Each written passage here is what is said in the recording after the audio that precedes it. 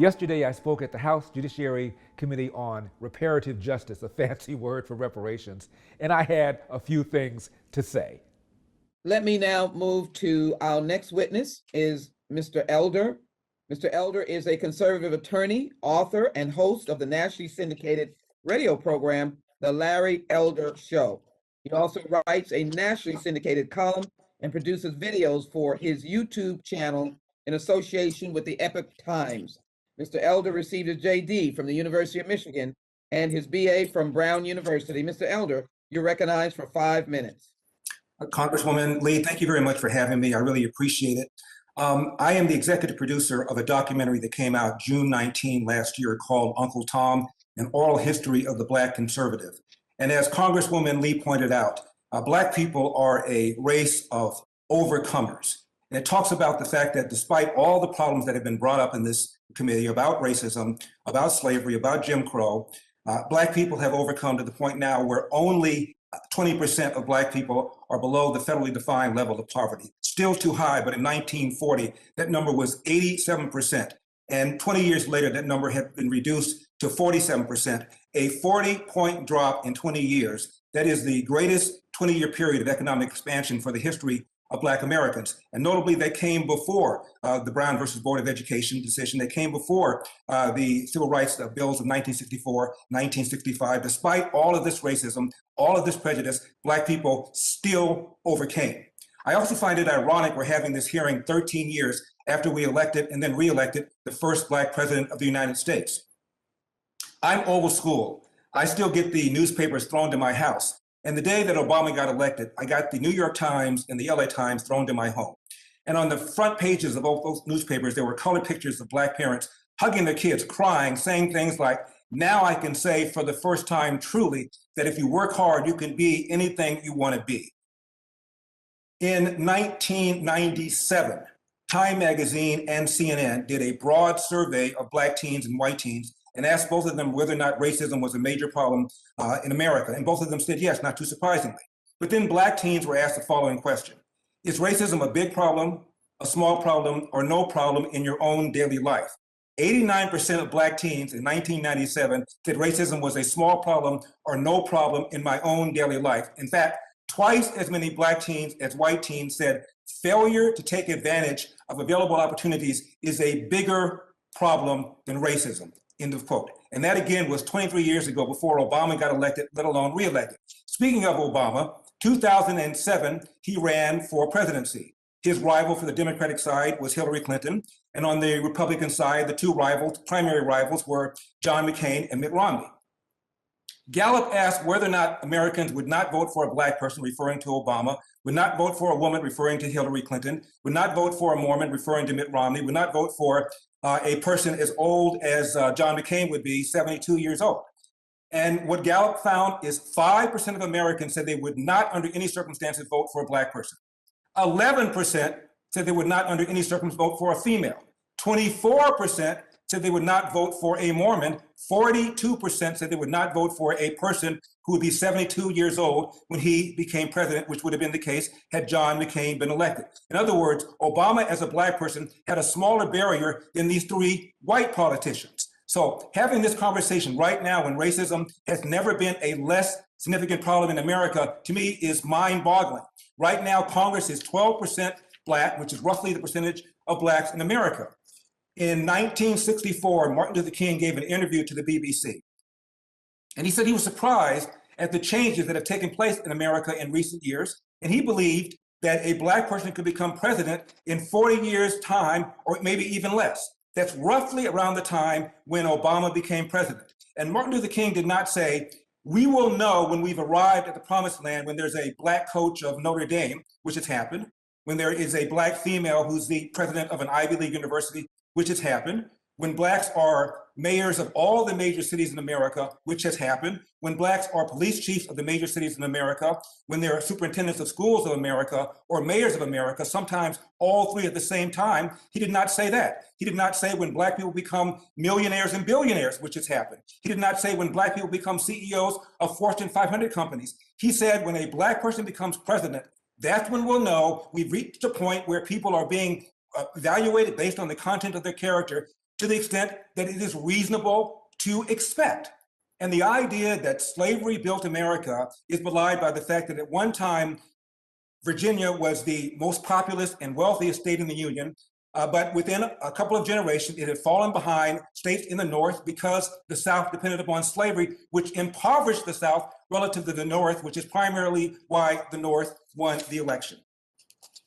No one could have had, or very few people could have had a life harder than my father. My father was 13 years old, born in 1915. He was kicked out of his house by his mother. Athens, Georgia, Jim Crow, at the beginning of the Great Depression. The man walked down the street, did whatever he could. Ultimately, he became a Pullman porter on the trains, which was the largest private employer of blacks in those days. Traveled all over the world, became a Marine, was one of the first black Marines, a Montford Port Marine. And my dad always told my brothers and me the following: hard work wins. You get out of life what you put into it. You cannot control the outcome, but you are 100% in control of the effort. And before you complain about what other people did to you, go to the nearest mirror and say to yourself, what could I have done to change the outcome? And my dad always told us this: no matter how hard you work, no matter how good you are, sooner or later, bad things will happen to you. How you respond to those bad things will tell your mother and me if we raised a man. And my father always said this about the Democrat Party: they want to give you something for nothing.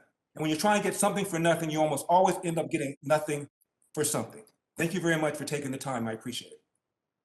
And I had a couple of follow-ups. Mr. Elder, I have a question. Last year, prior to the pandemic, the strength of the U.S. economy helped all Americans, most notably minority Americans.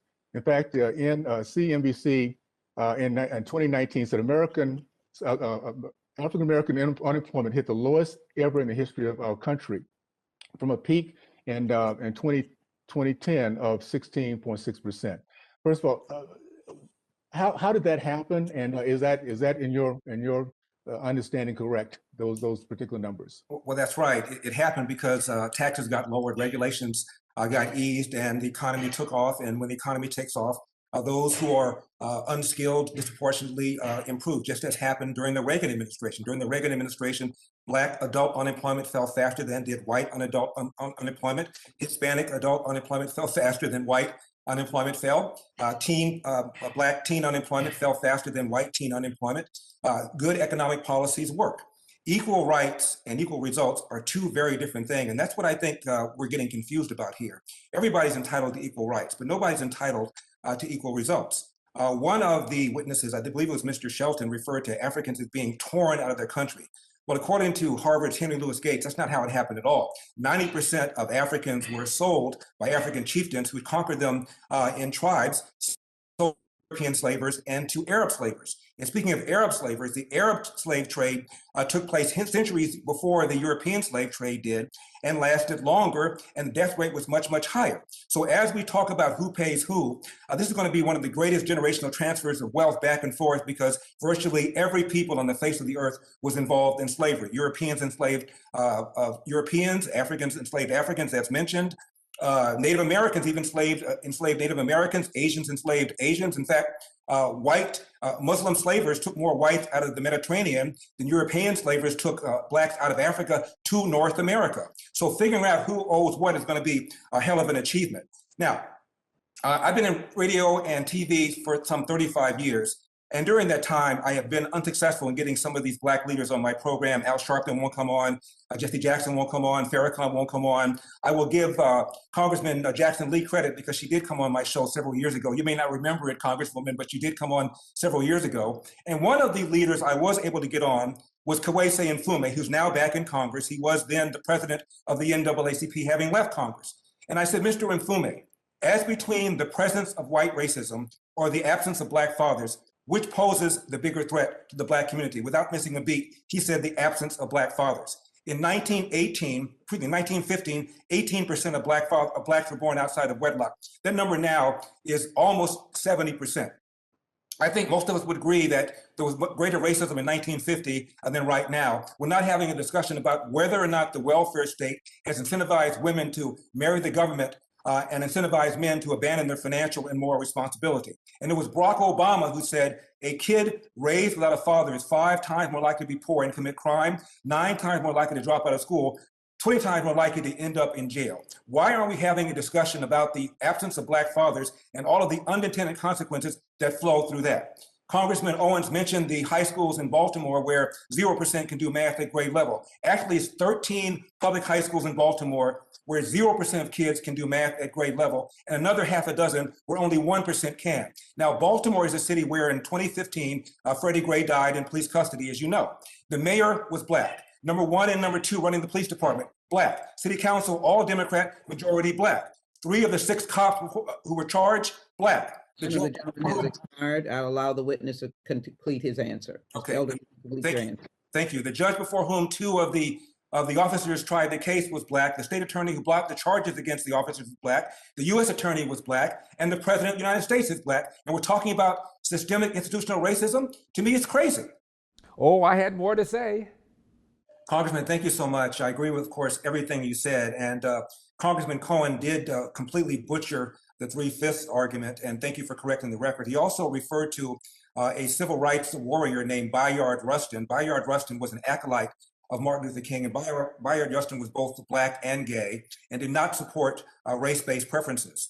The Urban League at the time was run by Whitney Young. Whitney Young supported a 10-year period of time where he argued for a Marshall Plan for Black people. Again, 10-year period of time. This was 1965, so it would have long since been over had the board approved it, but they didn't. One board member said, "Are you crazy? Here we are telling America to be fair, and you're telling, quote, you're telling Americans to, quote, hire Negroes just because they're Negroes, close quote. We oppose it." So this is completely divisive. And I want to quote somebody who once was asked about reparations, and he said this, and I'm quoting, "It is easy to make that theoretical argument, but as a practical matter, it is hard to think of any society in human history in which a majority population has said that as a consequence of historic wrongs, we are now going to take a big chunk of that nation's resources over a long period of time to make that right," end of quote. He said, as a practical matter, it is virtually impossible to do. That gentleman was Barack Obama, and he was right. I also heard one of the witnesses refer to the belief that white people are superior and their belief that Black people are inferior. Well, they can believe what they want to believe, but the facts are that young Black people have higher self-esteem than do young white people, and much higher self-esteem than do young Asian people. So if the argument is that historical discrimination and Jim Crow has somehow caused Blacks to think of themselves as less than Blacks, it ain't working. Blacks have higher self-esteem than virtually any other race in America. Also, a couple of times the police have been hammered. Let me just mention that a few days ago, a man was in his backyard minding his own business. Apparently, he fit the description of a man. Time has expired. The gentleman's time has expired. Oh, I had more to say. My question, Attorney Elder, do you agree that there are Black folks in America who are stuck at the bottom due to the legacy of racism, slavery, and Jim Crow, and that America should take affirmative action to address employment, healthcare, housing, and educational disparities that plague our people to this day? Congressman Johnson, thank you very much for the question. Obviously, there are Black people who are poor. The extent to which the poverty is a result of slavery and Jim Crow is tenuous at best. The larger factor behind Black poverty is the absence of fathers in the home. As I mentioned earlier. Okay, well, let me stop you right there because I do understand. Oh, I had more to say. I would like to just ask Mr. Elder if he has any comments to say the response to Representative Hank Johnson's question that he had asked earlier. I'd like to continue this conversation about that. I do. We've been talking about disparate outcomes as if the disparate outcomes by definition mean racism. There was a young attorney named Barack Obama who joined with other attorneys to file a class action lawsuit against Citibank some years ago. And as a result of the class action lawsuit, the Citibank agreed to grant mortgages to 186 people who had applied, turned down, and the applicants argued that they were turned down because they were Black. Well, they got the loans, and virtually nobody was able to keep up with the loans. Many of them went into default, which indicated that the bank was not discriminating against these would-be Black borrowers. Also, studies have found that community Black banks often have a higher turn down rate for would-be borrowers than the majority banks because they are more thinly capitalized. So just because something has a disparate outcome does not mean that that outcome was a result of racism. We've also talked a lot about the police officers. A few days ago, as I started to say, a man was in the backyard of his own house matched the description of a suspect who was running on foot. Police officer chasing, mistook the homeowner for the suspect, shot and killed him. I doubt that very many people you know about this. And the reason you don't know about it is because the cop who shot the suspect was white. The suspect was white. This took place in Idaho. Therefore, nobody gave a rip. But I assure you, if this had been a black suspect and a white cop, we'd know his name. The fact is, there are more unarmed white people killed every year by the police than unarmed blacks. The media couldn't care less. CNN couldn't care less, giving black people the false impression that the police are mowing down black people just because they are black. It is true that the police are 2.5 times more likely to kill a black suspect. It is also true that a young black man is anywhere from 7 to 10 times more likely to be a victim of a homicide, almost always the victim at the hands of another young black man. That's why the cops are there. The idea that there's systemic racism against black people is a lie. And when it came to the election, the defenders of Biden were arguing, where is the widespread evidence of voter fraud? A fair question. Where is the forget about widespread, where is the evidence of police brutality against black people? If anything, the evidence shows the police are more hesitant, more reluctant to pull the trigger on a black suspect than a white suspect. It is a fraud, it is a con that is pushed upon this country, and we need to stop it. And then I had a few concluding remarks. It's been mentioned a couple of times that reparations are owed to blacks for 400 years of slavery. Well, America was founded in 1787 and slavery ended in 1865. So that's substantially less than 400 years. It's also been mentioned that America has yet to atone for slavery. Well, remember that Lyndon Johnson launched the so-called War on Poverty in 1965. He specifically talked about the need to redress past grievances for blacks. Since then, we've spent over $22 trillion in payments to fight the so-called War on Poverty. Also, Mr. Cohen mentioned the wonderful story about Minnie Minoso. I remember Minnie Minoso. He's a great ball player. I'd like to give you a story, too, and conclude with this. I was in law school in 1974, 1975. I'm visiting my aunt who lives in Southfield, Michigan, right outside Detroit. And she and I are talking. The doorbell rings. A gentleman comes who's about 40 years old, a friend of my aunt's. And he came in, he sat down as my aunt and I were talking. I was talking to my aunt about the classes I was taking, what I intended to do after I got out of law school. I looked up, and this 40-year-old black man was crying. I thought maybe I said something to offend him. I looked up and I said, excuse me, did I say something that bothered you? He said, no. I just wanted to be a lawyer too. And I had the potential to do it. I didn't take responsibility. I got caught up in too much jackassery, and I blew my opportunity. I went to school with a lot of young Japanese kids, Korean kids, and Chinese kids. They all had something in common. They busted their butts in homework. You look at a graph of who does homework in America, blacks are outdone by Hispanics, who are outdone by whites, who are outdone by Asians. There's a reason that Japanese Americans, Chinese Americans, and Korean Americans make more money per capita than do white Americans. They work hard, they don't complain, they take responsibility, and I would urge all of Americans to follow that example. A few more things I didn't get a chance to say. Does Obama, whose father is from Kenya, an area of active slave trading back in the day, and his mom's family owned slaves, does Obama get a check or does he cut a check? What about Kamala Harris? Her father admitted that his family owned slaves. Her mother is from India. Does Kamala Harris cut a check or does she get a check? Here's another problem. Only about 5% of white people living today in America have any sort of generational connection to slavery. And I have another question. Why should anybody but Democrats pay anything? After all but a handful of slave owners were Democrats. 1860 rather, it's estimated that there were about 350,000 slave owners owning 4 million blacks. Of all of those slave owners, Dinesh D'Souza estimates that maybe 8 of them might have been Republicans. So why should anybody but Democrats, more specifically white Democrats, pay a dime?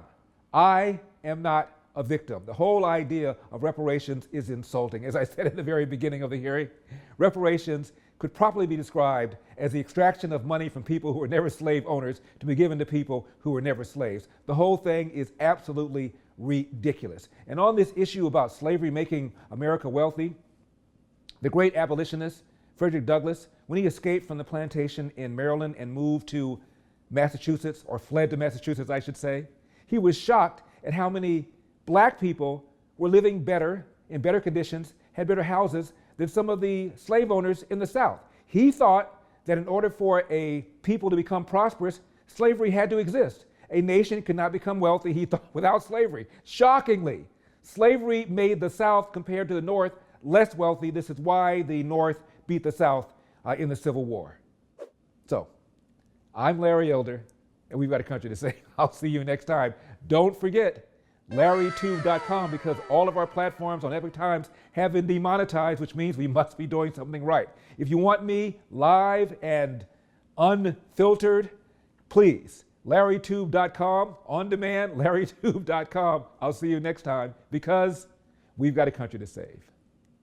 Larry King passed away, goes to heaven. He's greeted by St. Peter at the gates. St. Peter says, "Welcome, Mr. King. It's great to have you here. I want to show you around, give you an idea of what's here. Maybe you can pick a place that you'd like to reside." King says, "I just have one question. Is Rush Limbaugh here?" No. He's got a lot of time yet, Mr. King. So St. Peter begins the tour. Larry King sees the various places, and they're just beyond anything we can imagine in terms of beauty. Finally gets to the biggest room of all with this giant throne. And over the throne is a flashing, beautiful, angelic neon sign that says Rush Limbaugh. And Larry King looks at St. Peter and says, "I thought you said he wasn't here." He says, He's not. This is God's room. He just thinks he's Rush Limbaugh.